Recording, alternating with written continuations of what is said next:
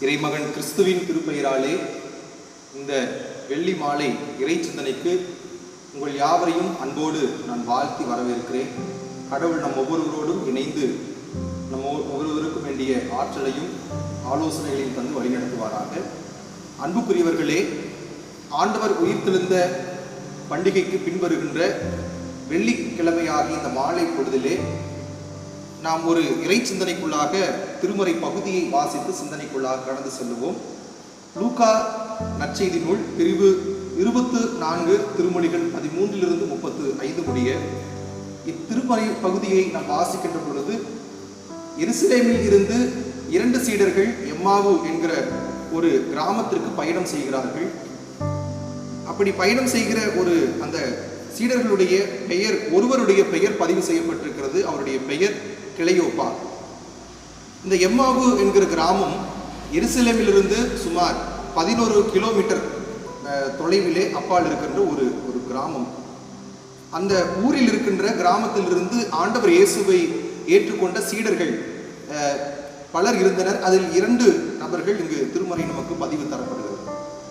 இந்த சீடர்கள் அவர்கள் எருசலேமிலிருந்து எம்மாவுக்கு பயணம் செய்கின்ற ஒரு பயணம்.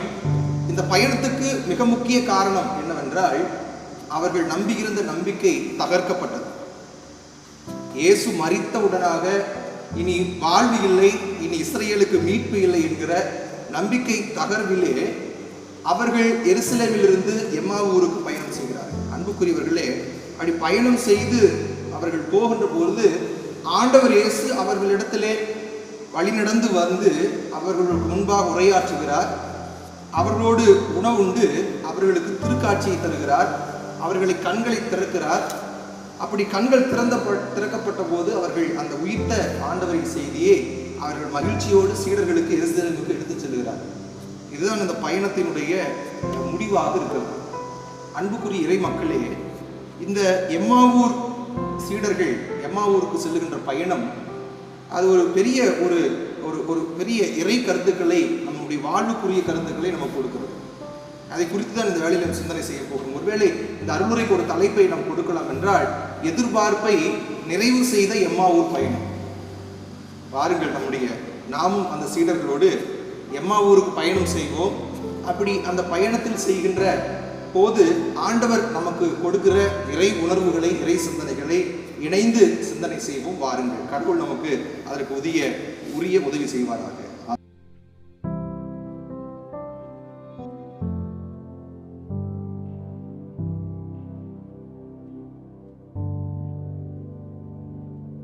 எதிர்பார்ப்பை நிறைவு செய்த எம்மாவூர் சீடர்கள் எம்மாவூருக்கு செய்த பயணத்தில் நமக்கு கடவுள் ஒரு 3 சிந்தனைகளை அவர் மூலமாக நாம் இந்த திருமறை பகுதியிலிருந்து எடுத்துக்கொள்வோம். கடவுள் அதற்கு நமக்கு உரிய உதவி செய்வாராக. திருமொழிகள் 13 தொடர்ந்து 17 முடிய நாம் வாசிக்கின்ற பொழுது, இந்த எம்மாவூருக்கு சென்ற சீடர்களுடைய பயணத்திலே அந்த பயணம் ஒரு அழுகை நிறைந்த ஒரு பயணம். அன்புக்குரியவர்களே, நம்முடைய பொது மொழிபெயர்ப்பு திருவிழியத்திலே அங்கு முகவாட்டத்தோடு அவர்கள் பயணம் இருந்தது. அது இயேசுவே கேட்கிறார் என்று பதிவு செய்கிறார்கள். அல்லது நாம் வைத்திருக்கிற பொதுவான திருமறை பரிசுத்த வேதாகமத்திலே அவர்கள் அழுகையோடு பயணம் செய்தார்கள், வெட்கத்தோடு பயணம் செய்தார்கள் என்று பதிவு செய்கிறார்கள். ஆங்கில வேதாகமத்திலே அவர்கள் சோகமாக அவர்கள் பயணம் செய்தார்கள் என்று குறிப்பிடப்படுகிறது. ஆக அவருடைய பயணம் ஒரு அழுகை நிறைந்த பயணம். காரணம் என்னவென்றால், தாங்கள் நம்பியிருந்த இஸ்ரேலை மீட்பார் ஆண்டவர் இயேசு என்று நம்பியிருந்த நம்பிக்கை முழுவதுமாக தகர்க்கப்பட்டது. இயேசு மரித்தவுடனே அவர்கள் எதிர்பார்த்த நம்பிக்கை அவர்களிடத்தில் இல்லை. ஆகவே அந்த நம்பிக்கை தகர்க்கப்பட்டதின் விளைவு அவருடைய உள்ளம், அவருடைய முகம், அவருடைய எல்லாவித செயல்பாடுகளும் அழுகை ஒரு நிறைந்த முகவாட்டம் கொண்டதாக துக்கத்தோடு பயணம் செய்கின்ற பயணமாக மாறும். ஒருவேளை நம்முடைய வாழ்விலும் அழுகை நிறைந்த பயணங்களுக்குள்ளாக பல நிலைகளிலே நாம் பயணம் செய்கிறோம். அப்படி பயணம் செய்கின்ற பொழுது நாம் நம்பிக்கை தகர்க்கப்பட்டவர்களாக இருக்கிறோம். அன்புக்குரியவர்கள், நிச்சயமாக நம்பிக்கை தகர்க்கப்பட்டு எம்மாவூருக்கு பயணம் செய்த சீடர்கள் இனி போகிற சீடர்கள் எருசலேமுக்கு திரும்பி வருவார்களா என்பது தெரியவில்லை. ஆனால் அவர்கள் ஏன் போகிறார்கள் என்றால், அவர்கள் முழுமையாக நம்பியிருந்த இயேசு போன இடத்தில் இல்லை. அப்படி செல்லுகின்ற அழுகை நிறைந்த சூழலிலே இயேசு அவர்களோடு வழி நடந்து பயணம் செய்து வருகிறார்.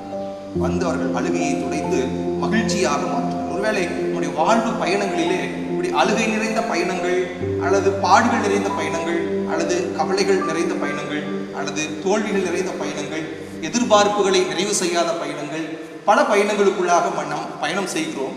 அப்படி நாம் செய்கின்ற பொழுது, நம்முடைய நம்பிக்கை தகர்க்கப்பட்டிருக்கின்ற பொழுது, நிச்சயமாக நாம் தனியாக பயணம் செய்வதில்லை. மாறாக எம்மாவூர் சீடரோடு வந்த ஆண்டவர் நம்மோடும் வந்து நம்மோடு வழி நடந்து வருகிறார்.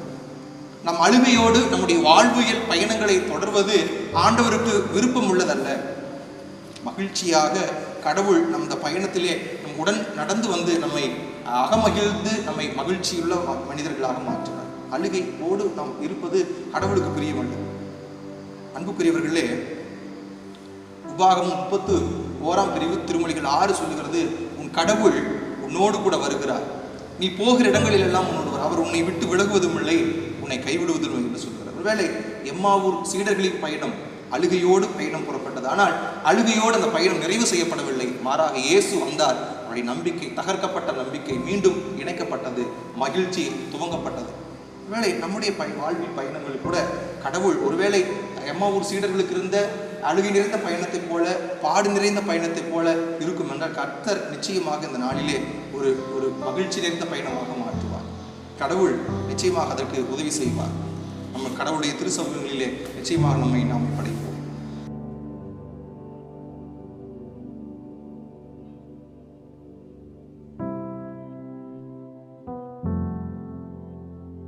அன்புக்குரியவர்களே, எம்மாவூருக்கு பயணம் செய்த அந்த சீடர்கள் செய்த பயணம் நமக்கு கற்றுத்தருகின்ற இரண்டாவது இறை சிந்தனைக்குள்ளாக நாம் கடந்து செல்லுவோம். திருமொழிகள் அந்த சிந்தனை கடந்து செல்வதற்கு முன்பாக, இந்த எம்மாவூர் பயணம் அருளுரை தந்த பயணம், ஆண்டவரின் அருளுரையை தந்த பயணம். திருமொழிகள் 25 தொடர்ந்து 27 முடிய நாம் வாசிக்கின்ற பொழுது, உயிர்த்த ஆண்டவருடைய முதல் அருளுரையை இந்த சீடர்கள் பெற்றுக்கொள்கிறார்.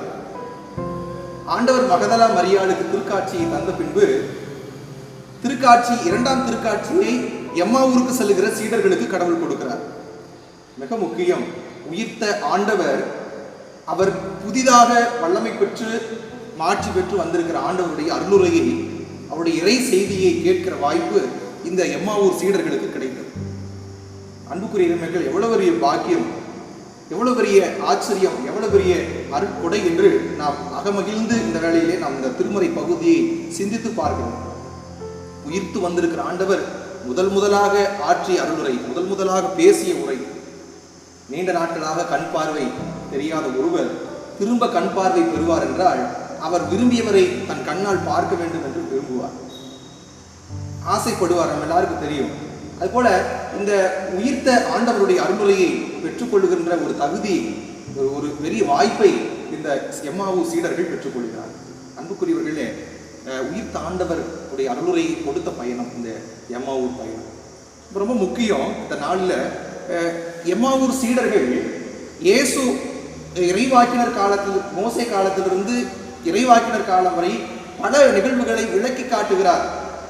மெசியை எப்படி துன்புற்று அவர் மீண்டுமாக உயிர்ப்பார் என்பதை குறித்து விளக்குகிறார். அப்பவும் அவர்கள் புரிந்து கொள்ள முடியாத மனநிலையில் இருக்கிறார். ரொம்ப முக்கியம், இந்த அருளுரை தந்த பயணம் நமக்கு சொல்லுகிற இறை கருத்து, வாழ்வியலுக்குரிய கருத்து என்னவென்றால், அருளுரை என்பது ஆண்டவரின் வார்த்தை. சில நேரங்களில் ஆலய வழிபாடுகளில் நம்ம என்ன செய்யறோம் அப்படின்னா, அருளுரை நேரங்களிலே தூங்குகின்றோம், அருளுரை நேரங்களை அசட்டை செய்கின்றோம், அருளுரை நேரங்களிலே நம்முடைய இல்ல நிகழ்வுகளை குறித்து சிந்தனைகளை எடுத்துக்கொண்டிருக்கிறோம், அல்லது நாம் வைத்திருக்கிற அலைபேசிகளை அதனோடு தொடர்பு கொண்டு நாம் உரையாடி கொண்டிருக்கிறோம். அருளுரை நேரம் வந்துச்சு அப்படின்னா என்ன செய்யறோம், சில நேரங்களில் தூக்கம் தான் நமக்கு அதிகமாக வரும். நிச்சயமாக அப்படி இருக்கக்கூடாது. ஒருவேளை எம்மாவூர் சீடர்கள் இயேசு உயிர் வாழ்ந்த போது அவர் முன்பு ஆற்றிய அருளுரைகளை சரியாக கவனித்திருப்பார்கள் என்றால், இங்கு ஆண்டவர் இயேசு உயிர்ப்பார் என்ற நம்பிக்கை அவர்களுக்கு வந்திருக்கும். நம்பிக்கை தகர்க்கப்பட்டிருக்கார். ஒருவேளை சில நேரங்களில் அருளுரையை நாம் கவனிக்காத பொழுதுதான் நம்முடைய நம்பிக்கை நம்முடைய வாழ்வில தகர்க்கப்படுகிற நிலைக்கு தள்ளப்படும்.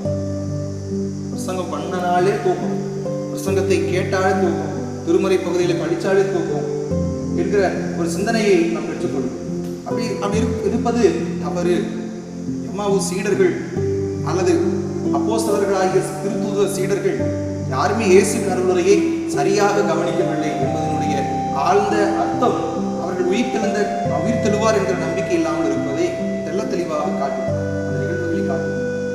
ஒருவேளை நம்ம அருளுரைகளை சரியாக கவனிக்க பழகிறேன் அப்படின்னா நம்முடைய அருளுரையில் ஆண்டவர் தருகிற அருளுரையில் பிரசங்கம் அல்லது செர்மன் அல்லது மெசேஜ் அல்லது இறை செய்தி எப்படி வேணா எடுத்துக்கலாம். இப்படி ஆண்டவர் தருகிற அந்த வார்த்தைகள்ல நம்முடைய வாழ்வுக்கான வழிகள் இருக்கும், நம்மை நெறிப்படுத்துகிற நெறிமுறைகள் இருக்கும், நாம் எதிர்பார்த்திருக்கிற குறிக்கோள்களுக்கான ஆலோசனைகள் கிடைக்கும், நாம் எதிர்பார்த்திருக்கிற ஆன்ம உணவு கிடைக்கும், நாம் எதிர்பார்த்திருக்கிற பலவீனங்கள் மாறி புது பலன்களை பெற்றுக் கொள்ளுகிற வாய்ப்பு கிடைக்கும். இது முக்கியமா கடவுள் அருளுரையில் நம்மோடு பேசுகிற நேரம் ரொம்ப முக்கியம்.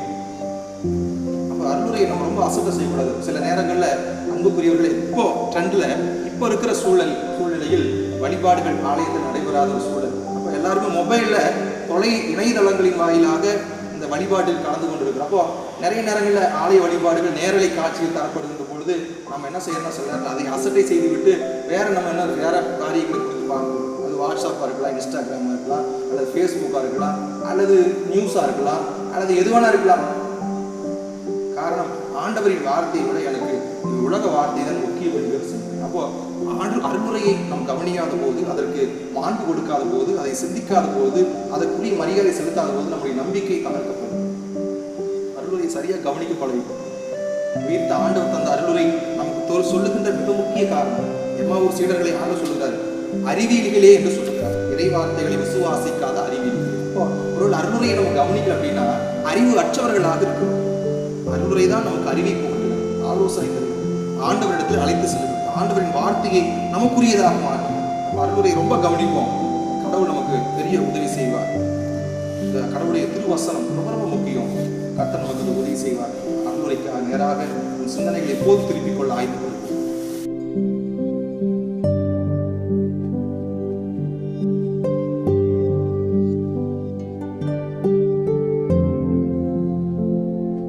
அன்புக்குரிய இறைமக்களே, எம்மாவூருக்கு பயணம் செய்த சீடர்கள் மூலமாக, அந்த பயணத்தின் மூலமாக கடவுள் தருகிற மூன்றாவது இறை சிந்தனை, நம்முடைய வாழ்விலுக்குரிய சிந்தனை, அளவில்லா மகிழ்ச்சியை அள்ளித்தந்த பயணம், அல்லது அளவில்லா மகிழ்ச்சியையும் நம்பிக்கையும் அள்ளித்தந்த பயணம். திருமொழிகள் 28 தொடர்ந்து 35 முடிய நாம் வாசிக்கின்ற பொழுது எம்மாவுடைய சீடர்களின் பயணம் அழுகை நிறைந்த பயணமாக தோன்றுகிறது. ஆனால் அந்த பயணம் அழுகை நிறைந்த பயணமாகவே இருந்துவிடவில்லை, மாறாக அந்த பயணம் மகிழ்ச்சி நிறைந்த பயணமாக மாறும். ரொம்ப முக்கியம் அன்பானவர்களே. ஏன் அப்படின்னா, தகர்ந்த நம்பிக்கை, அந்த தகர்ந்த நம்பிக்கையின் மூலமாக அவர்கள் மனதில் இருக்கின்ற வலி அல்லது வேதனை அல்லது முகவாட்டம் அல்லது அழுகை என்று பல பொருளிலே புரிந்து கொள்ளலாம். அந்த அழுகையும் முகவாட்டத்தையும் இயேசு விரும்பவில்லை அவர்களிடத்திலே.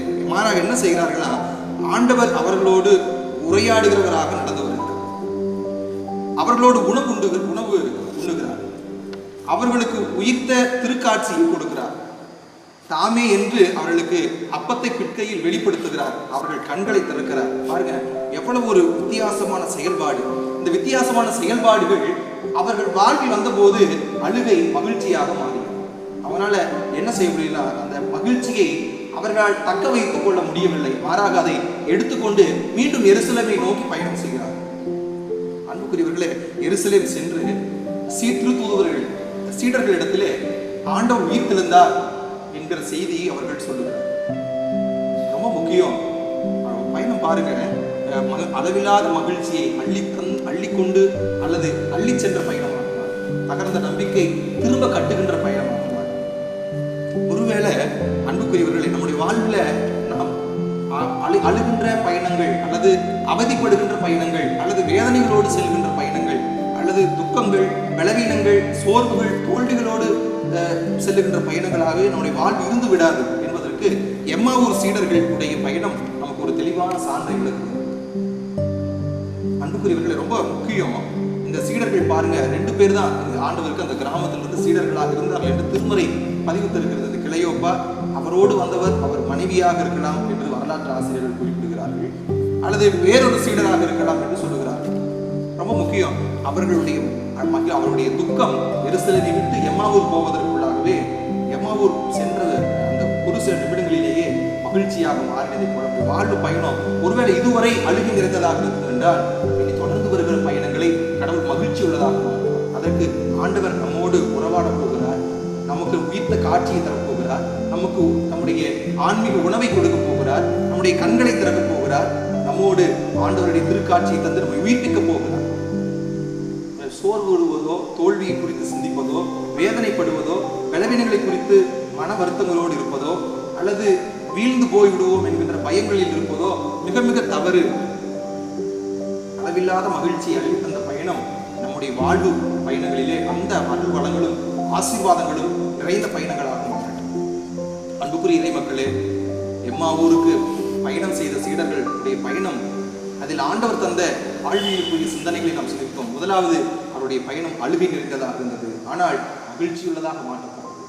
அவருடைய பயணம் அருளுரை தந்த பயணமாக இருந்தது. அந்த அருளுரை, ஈர்த்த ஆண்டவரின் அருளுரை உலகுக்கே ஒரு பெரிய ஆசீர்வாதங்களையும் ஆலோசனைகளையும் வந்திருக்கு. இனியாவது ஆண்டவருடைய திருவார்த்தைகளை கவனியுங்கள் என்று ஆண்டவர் சொல்கிறார். மூன்றாவதாக, இறை சிந்தனை ஆண்டவருக்கு அளவில்லாத மகிழ்ச்சியும் நம்பிக்கையும் அள்ளி கொடுத்த பயணம். காட்சி தந்தார், உணவு தந்தார், உயிர் தந்தார், அவர்களுடைய கண்களை திறந்தார் என்று திருமறை தெள்ள தெளிவாக பதிவு செய்கிறது. மகிழ்ச்சியினுடைய பெருக்கிலே திரும்ப எருசலேமுக்கு சென்று நற்செய்தியை பறைசாற்றுகிறார். ஒருவேளை நம்முடைய வாழ்வில் கடவுள் மகிழ்ச்சியினுடைய பெருக்கை பெருக செய்ய போகிறார், ஊற்றாக மாற்றப் போகிறார், தொடர்ந்து நம்மோடு வழிநடத்த வர போகிறார். கடவுள் அதற்கு நமக்கு உற்ற துணையாக இருந்து வழிநடத்துவாராக. ஆமென். கண்களை மூடி ஆண்டவரை நோக்கி இறைவேண்டல் செய்வோம். வழுக்கும் பாதைகளே வழுவ பலம் தாரும், வழுக்கும் பாதைகளிலே வழுவ பலம் தாரும், ஒழுக்கம் தூய்மையில் உறுதி கொண்டிட உந்தன் திருக்கரம் உணரச் செய்யும், ஒழுக்கம் தூய்மையில் உறுதி கொண்டிட உந்தன் திருக்கரம் உணரச் செய்யும், வழி நடக்கும் வல்ல கடவுளே வழி நடக்கும், வாழ்வில் வரும் திருப்பாதைகள் எங்குமே வழி நடத்திடுவே, வழி நடத்திடுவே. ஆண்டவரே, எங்களுடைய வாழ்வு பயணங்களிலே நாங்கள் பயணம் செய்கின்ற பொழுது, நாங்கள் வலிக்கு விழுகின்ற நேரம், அழுகை நிறைந்த பயணங்கள், ஆண்டவரே ஆற்றலற்று இருக்கிற பயணங்கள், ஆலோசனையற்று இருக்கிற பயணமான தருணங்களிலே உம்முடைய ஆற்றலையும் ஆலோசனையும் எங்களுக்கு தந்து நிறைவான கிருபைகளை கொடுப்பீராக. தங்களுடைய நம்பிக்கை தகர்ந்து போய்விட்டது, இனி எருசலேமில் இருந்து என்ன பயன்? இஸ்ரவேலை மீட்டு ரட்சிப்பார் என்கிற இயேசு கிறிஸ்துவே மரித்து விட்டார் என்று நம்பிக்கை தளர்ந்த நிலையில் பயணம் செய்த சீடர்கள் எம்மாவூர் சென்ற போது அவருடைய பயணம் அழுகையோடு இருந்தாலும், எம்மாவூருக்கு சென்ற போது அந்த பயணம் அளவில்லாத மகிழ்ச்சியும் நம்பிக்கையும் பெற்றுக்கொள்ளுகிற பயணமாக மாறியது. அதுபோல எங்கள் வாழ்வு பயணங்கள் மாறட்டும்.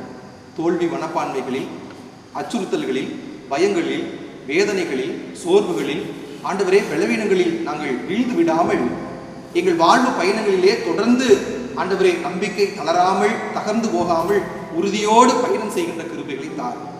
ஏனெனில் நீர் எம்மாவூர் சீடர்களோடு உரையாடினதைப் போல, உடன் வந்ததைப் போல, உணவு தந்ததைப் போல, கண்களை திறந்ததைப் போல எங்களுக்கும் நீர் செய்ய போகிறீர்.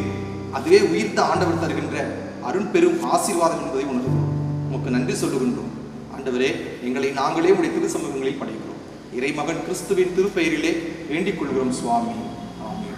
அன்புக்குரிய இறை மக்களே, இந்த இறை சிந்தனை வாயிலாக மீண்டுமாக கடவுள் நம்ம எல்லாரையும் சந்திக்க கிருபை செய்திருக்கிறார். தொடர்ந்து இந்த திருமறை பகுதிகளை வாசித்து பார்ப்போம். இந்த திருமறை பகுதிகளின் வாயிலாக கடவுள் தருகிற இறை வாழ்வுக்குரிய சிந்தனைகளை தனிப்பட்ட உங்கள் தியானங்களிலும் எடுத்து நீங்கள் பயன்படுத்திக் கொள்ளும்படியாக உங்களோடு வேண்டுகின்றேன். கடவுள் நம் ஒவ்வொருவருக்கும் அருள் வளங்களினாலும் ஆதாரங்களினாலும் நிறைவான கிருபைகளை தந்து